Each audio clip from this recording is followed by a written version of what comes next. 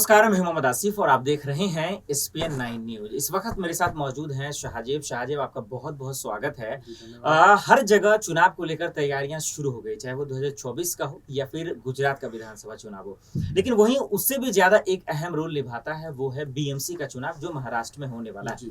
और उससे पहले भी एक असली शिवसेना को लेकर एक लड़ाई अलग चल रही है, उसके लिए जद्दोजहद अलग चल रहा है। पहले मैं ये चाहता हूं कि ये जो असली शिवसेना की लड़ाई है, क्या इसमें एकनाथ शिंदे जीत पाएंगे? क्या उद्धव ठाकरे जो उनका अस्तित्व की लड़ाई, क्या वो बचा पाएंगे? जिस तरीके के दलीलें कोर्ट में दी जाती हैं, क्या उस बेस पर आपको लगता है कि एकनाथ शिंदे के हक में फैसला आएगा या दोबारा उन्हें कोर्ट का दौरा करना पड़ेगा, सुप्रीम कोर्ट जाना पड़ेगा? कैसे देखते हैं आप? जी देखिए, एकनाथ शिंदे की जहां तक बात है तो हम देख रहे हैं कि किस तरीके से कोर्ट में जो है तमाम दलीलें उद्धव ठाकरे के वकील के पक्ष से जो दी जा रही है, तो वो कहीं ना कहीं जो है उद्धव ठाकरे के पक्ष को यहाँ पर मजबूत कर रहा है। क्योंकि संवैधानिक तौर से अगर देखा जाए तो कहीं ना कहीं एकनाथ शिंदे ने जो कदम उठाया वो गलत कदम उठाया। और देखिए, अगर बात करें पार्टी की, क्योंकि एकनाथ शिंदे ने जिस तरीके से 40 विधायकों के साथ बागी हो गए, अब ये कहीं ना कहीं उन्हें महंगा भी पड़ा है आसिफ। और देखिए, हो सकता है कि जल्द वो भाजपा के साथ जो है गठबंधन तोड़ करके किसी और पार्टी के साथ भी शामिल हो सकते। लेकिन ये क्यों कह रहे हैं आपके गठबंधन तोड़ दें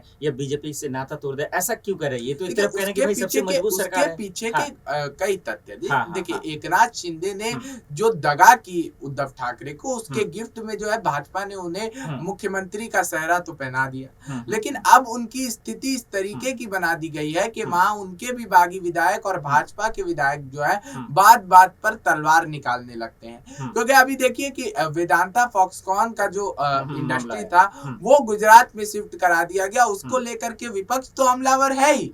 और शिंदे गुट के बागी विधायक भी जो है वो तलवार निकाल करके एकनाथ शिंदे की गर्दन पर रखे हुए कि आखिर क्यों जो फैक्ट्री महाराष्ट्र में मराठियों के लिए जो इसमें आई थी, वो क्यों आखिर गुजरात? लेकिन शाहजेब, ये बात तो पहले ही से पता था ना एकनाथ शिंदे को। उनको लगता थोड़ी ना था, या उन्हें मालूम था कि मैं सीएम बनना तो मैं अपनी मर्जी से कुछ काम कर पाऊंगा? ये तो हर जगह पता था। नीतीश कुमार सीएम थे, बीजेपी का ऑर्डर चलता था। लगभग जगह आप देखिए बीजेपी के इशारों पे ही तो सीएम काम करते हैं ना। फिर ये कैसे आप कह रहे हैं कि एकनाथ शिंदे जब सीएम बन गए तो वो अपने हिसाब से ऑर्डर देंगे और अपने हिसाब से राज्य को चलाएंगे? ये बात अगर वो सपना देख भी रहे थे तो ये तो उनकी भूल, गलती है।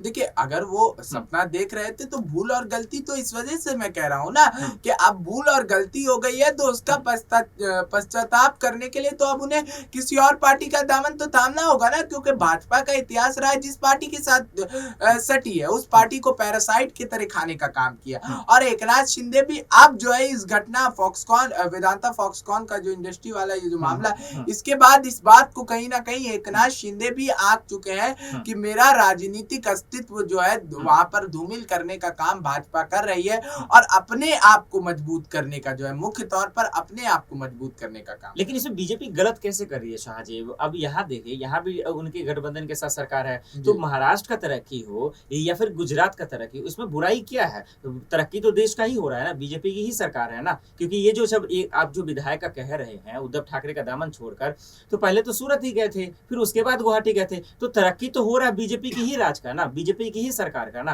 देखिए, बीजेपी के ही राज का तरक्की हो रहा है, भारत का ही तरक्की हो रहा है। बिल्कुल सही तर्क जो है, ये तर्क देवेंद्र फडणवीस भी जो है पेश कर रहे थे कि पाकिस्तान में तो नहीं, भारत में ही लगा। लेकिन ये क्यों? चुनाव के टाइम पर क्यों? मानते हैं भाजपा का मक्का मदीना है गुजरात, लेकिन उसके बावजूद आप क्यों महाराष्ट्र में एकनाथ शिंदे के कहीं ना कहीं आपने राजनीतिक वर्चस्व को नीचा दिखाने का काम किया है। आपने दिखाया है कि भले ही मुख्यमंत्री एकनाथ शिंदे है, लेकिन मर्जी हमारी चलेगी। लेकिन साहब, आप तो उस चीज पे सवाल उठा रहे हैं, उस फैसले पे सवाल उठा रहे हैं जो चाणक्य साहब यानी अमित शाह जी लेते हैं, जेपी नड्डा साहब लेते हैं। आप जिस फैसले को ढंढोरा डंके की चोट पे कहा जा रहा है कि बीजेपी ने चमत्कार कर दिया, ऐतिहासिक कर दिया, आप उसी पर सवाल कर रहे हैं। इसका मतलब ये, आपके कहने का मतलब अगर मैं ये निकालूं तो एकनाथ शिंदे ने जो फैसला लिया वो गलत है, उन्होंने जो उद्धव ठाकरे से दामन छोड़ने का काम किया वो गलत है, ये जो आप कह रहे हैं। जी बिल्कुल, देखिए उद्धव ठाकरे को जो तोड़ करके दगा एकनाथ शिंदे ने किया वो तो गलत किया ही, अब उनको पश्चाताप जो है इसका करना ही पड़ेगा। और देखिए, भाजपा जो है यहाँ पर मुख्य जो भाजपा जो काम करना चाह रही है आसिफ, ये करना चाह रही है कि दिखा दे महाराष्ट्र की जनता को कि उनके अलावा जो है कोई भी नहीं है। जेपी नड्डा ने बिहार में जाकर के जब 15 भाजपा कार्यालयों का शिलान्यास किया था, भाषण दिया था कि 2029 तक हम कोई भी राजनीतिक पार्टियों को नहीं छोड़ेंगे। बचेंगे, सिर्फ भारत में राजनीतिक पार्टी के नाम पे भाजपा बचेगी। तो देखिए उसलिए ही काम हो रहा है, तमाम राजनीतिक पार्टियों से जुड़ रही है, उनको चूज करके उनको खत्म करने का काम कर रही है। ठीक, क्या विधानसभा चुनाव में और उनसे फायदा होगा या नुकसान होगा? बीएमसी चुनाव में फायदा होगा या नुकसान होगा एकनाथ शिंदे से? ये सवाल मैं इसलिए पूछ रहा हूँ क्योंकि एकनाथ शिंदे पहले वो शिवसेना के साथ, उद्धव ठाकरे के साथ थे, जो शिवसेना और बीजेपी का गठबंधन था, तो पहले वो शिवसेना के लिए जाने जाते थे। तो एकनाथ शिंदे को अब उद्धव ठाकरे का साथ छोड़कर बीजेपी के साथ आना, क्या इससे बीजेपी को फायदा होगा आगामी विधानसभा चुनाव, लोकसभा चुनाव और बीएमसी में, या नुकसान होगा? देखिए बीजेपी की खुद की रणनीतियां हैं, उसके चलते भी फायदा होगा। और रही बात एकनाथ शिंदे की, तो उनसे भी फायदा होने वाला है, क्योंकि जो ओपिनियन पोल किए गए थे उसमें देखने को मिला था कि अब तक के वह महाराष्ट्र में लोकप्रिय मुख्यमंत्री बन चुके हैं। जमीनी स्तर से जुड़कर वह काम करते हुए नजर आए, भले ही मंत्रिमंडल का गठन ना हुआ हो, लेकिन शिंदे ने यहाँ पर फडणवीस के साथ मिलकर जो काम किए, लगभग 750 आदेश पारित किए गए थे एकनाथ शिंदे और देवेंद्र फडणवीस की तरफ से सरकार के बन जाने के बाद, बिना मंत्रिमंडल के गठन के। तो ये काबिले तारीफ है जिस तरीके से फैसले लिए गए। दूसरी ही तरफ ठाकरे की सरकार के वक्त जो फैसले लिए गए उन पर भी गौर किया गया। यहाँ पर जगहों के नाम बदलने को लेकर चर्चा हुई, उन फैसलों को सुरक्षित रखा गया था और उन्होंने यहाँ पर ऐलान भी किए। हालांकि कई फैसले उन्होंने बदले भी हैं। तो ऐसे में देखा जाए एकनाथ शिंदे यहाँ पर जमीनी स्तर से जुड़कर जो काम कर रहे हैं, उन्होंने भी यहाँ पर कही थी कि मुझे चुनाव चिन्ह की जरूरत नहीं है, और वह जमीनी स्तर से जुड़कर काम करना पसंद करते हैं। एक तरफ तो वह ये दावा करते हैं, लेकिन दूसरी ही तरफ वो ये भी कह रहे हैं कि चुनाव चिन्ह उनको चाहिए, क्योंकि असली शिवसेना उनके पास है, ये दावे किए गए विधायक उनके पास हैं। तो सवाल यहाँ पर तमाम चीजों को लेकर भले ही हैं आसिफ जी, लेकिन एकनाथ शिंदे से कहीं ना कहीं बीजेपी को फायदे जरूर हो रहे हैं। ये बहुत बड़ी बात है और यही हकीकत है, तभी तो गुजरात का मामला भी बीच में आ रहा है। चलिए एक आखिरी सवाल की ओर कर रहा है, और आखिरी सवाल बहुत ही इंपॉर्टेंट है, वो ये कि सीएम एकनाथ शिंदे को लेकर सब अपनी अपनी भविष्यवाणी कर रहे हैं। इस भविष्यवाणी का क्या मतलब निकाला जाए, और क्या ये भविष्यवाणी, हालांकि आपने तो कह दिया कि नहीं देंगे, लेकिन फिर भी इस भविष्यवाणी को लेकर क्या बीजेपी के खेमे भी डर है? अगर डर नहीं है तो फिर ये उनके अध्यक्ष जो है वहाँ के पाटिल साहब, उन्होंने क्यों कहा कि दिल पे पत्थर रखकर हमने सीएम बना दिया? और कभी कभी नाराजगी की खबरें विधायकों से आ रही हैं। फिर उधर शरद पवार, आप जानते हैं 6 महीने के अंदर उन्होंने सरकार गिराने का दावा किया था।